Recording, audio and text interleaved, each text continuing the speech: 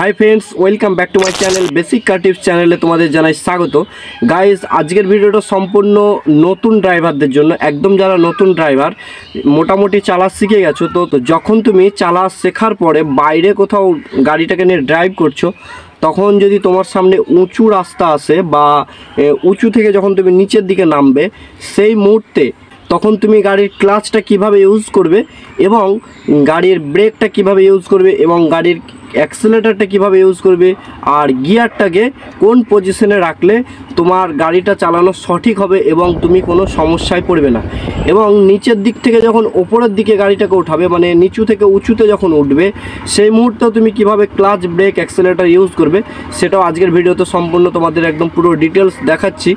तो guys भिडियोटा skip ना करे लास्ट अब्दि पुरोटा वाच करते थाको एबं सम्पूर्ण भिडियोटा तोमरा यदि देखो तो आशा करछि कोनो समस्याय कोनोदिन तोमादेर पड़ते होबे ना। तो गाइस आजकेर ভিডিওটা যেহেতু দুটো টপিকে একটা হচ্ছে উঁচু থেকে যখন গাড়িটাকে তুমি নিচের দিকে নামাবে এবং আরেকটা হচ্ছে যখন নিচু থেকে তুমি উপরের দিকে গাড়িটাকে তুলবে তখন তোমাকে কিন্তু দুটো প্রসেস অ্যাপ্লাই করতে হয়। তো গাইজ ওপর থেকে যখন গাড়িটাকে নিচের দিকে নামাবে তখন তোমার কিন্তু ম্যাক্সিমাম কাজ হবে গাড়ির ব্রেকটাকে তোমাকে ভালোভাবে ইউজ করা জানতে হবে এবং যখন তুমি নিচের দিক থেকে উপরে উঠবে তখন কিন্তু ব্রেকটার অত কাজ নেই, তখন তোমার কাজ হচ্ছে ক্লাচ। তো এই দুটোর কাজ আছে, তখন কিন্তু শুধুমাত্র ক্লাচ নয় ক্লাচের সঙ্গে অ্যাক্সিলারেটরও কাজ আছে। যখন তুমি নিচের দিক থেকে উপরে উঠবে তখন দুটোরই কাজ। তো চলো একদম প্র্যাকটিক্যালি আমি ক্লাচ ব্রেক অ্যাক্সিলারেটর দিয়ে তোমাদের ভালোভাবে দেখিয়ে দিচ্ছি, তোমরা ভিডিওটা দেখতে থাকো। তো এখন তোমরা দেখতে পাচ্ছ ক্লাচ ব্রেক এবং অ্যাক্সিলারেটর, তো এই তিনটেকে ইউজ করা যেটা সঠিক প্রসেস। তো গাইস প্রথমে তোমাদের বলে দিই, যখন উঁচু থেকে গাড়িটাকে নিচের দিকে নামাচ্ছ তখন কিন্তু ব্রেকটাতে পা রেখে গাড়িটাকে একটু স্লো করে নেবে। গাড়িটা স্লো করে নেওয়ার পরে যখন তুমি একদম উঁচু থেকে নিচেতে যেই নামতে যাবে সেই মুহূর্তে ক্লাচটাকে এভাবে ফুল প্রেস করে রাখবে। ক্লাচটাকে ফুল প্রেস করে নেওয়ার পরে এভাবে ব্রেকটাকে হালকা প্রেস করে রাখবে। ব্রেকটাকে প্রেস করে রেখে গিয়ারটা, এই যে গিয়ারটা, এই গিয়ারটাকে তুমি এভাবে 1 নম্বরে ফেলে রাখবে। 1 নম্বরে কিংবা 2 নম্বরে তুমি ফেলে রাখতে পারো, কিন্তু 1 নম্বরে ফেলে রাখলে সবথেকে বেটার হয়।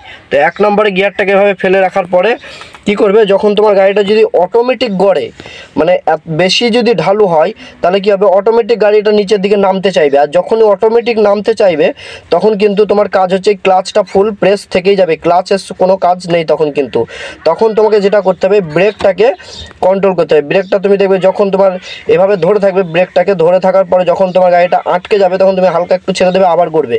আবার যদি গাড়িটা খুব স্পিডের মাথায় নামতে চাই তাহলে ব্রেকটাকে এভাবে ফুল প্রেস করে রাখবে এবং হালকা হালকা করে ব্রেকটাকে লুজ করবে আর গাড়িটাকে একটু একটু করে গড়তে দেবে তোমার কন্ট্রোল অনুযায়ী। তুমি যতটা কন্ট্রোল করতে পারবে, যতটা স্পিডে গাড়িটাকে নামাতে পারবে সেই কন্ট্রোল অনুযায়ী তুমি ব্রেকটাকে এভাবে আস্তে আস্তে টিপে ধরে থাকবে এবং আস্তে আস্তে এভাবে ছাড়বে। ক্লাচটা কিন্তু ফুল প্রেস করে রাখবে। আর যদি বাই চান্স ব্রেকটা ছেড়ে যায়, মানে ওই মুহূর্তে ধরো ব্রেক করতে করতে বাই চান্স যদি তুমি ব্রেকটা থেকে পাটা এই প্যাডেলটা এভাবে স্লিপ হয়ে যায় তাহলে কি করবে, তখন এই গিয়ারটা ফেলে রাখার এখানে একটা মানে পজিটিভ দিক আছে, সেটা হচ্ছে গিয়ারটা যেহেতু তোমার 1 নম্বরে পড়ে আছে তখন কি করবে, তুমি এই ব্রেকটাকে না করে এই ক্লাচটাকে ফুল এইভাবে ছেড়ে দেবে।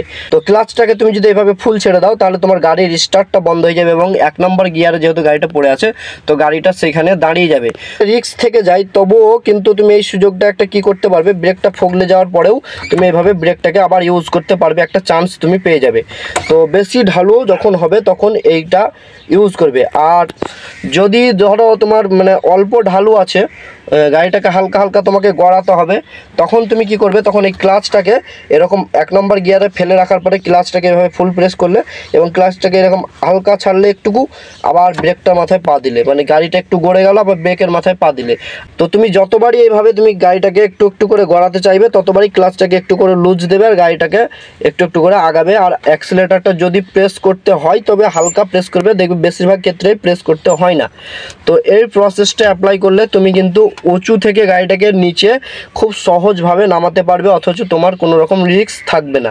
তো গাইস বুঝতে পেরেছো, এবার তোমাদের যেটা বলবো সেটা হচ্ছে যখন নিচু থেকে উঁচুতে উঠবে তখন কিভাবে তুমি ক্লাচটাকে কন্ট্রোল করবে।